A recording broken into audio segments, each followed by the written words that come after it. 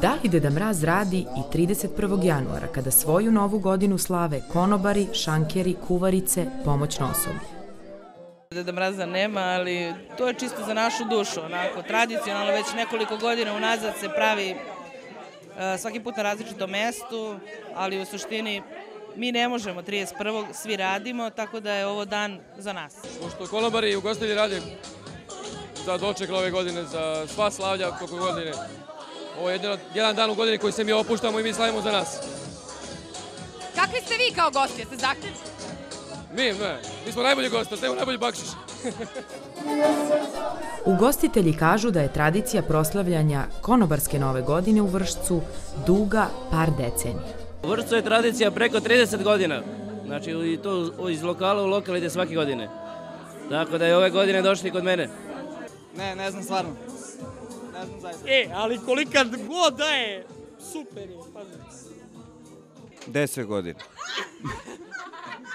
Ozbiljno je. Ova tradicija je duga jedno 30 godina. Slavili ste u drugim gradovima? Da. Ja koliko znam, slavi se svuda.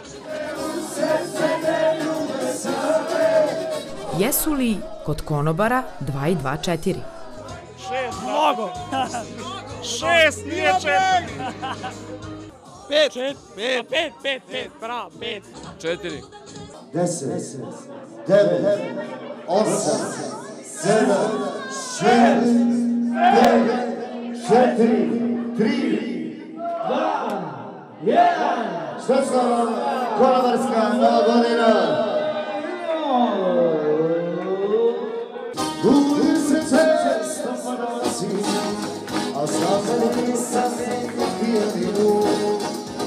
Iz ovog srca ja ne mogu doći mi, zašto meni si potreban ti.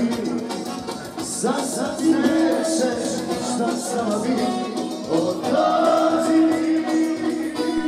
Ono što nismo znali je da i muzičari imaju svoju novu godinu. Muzičarska nova godina je za Svetog Savu. Nekako smo tako odredili taj dan, bar u Vršcu, ne znam sa strane. I bio je uspešan, verujem.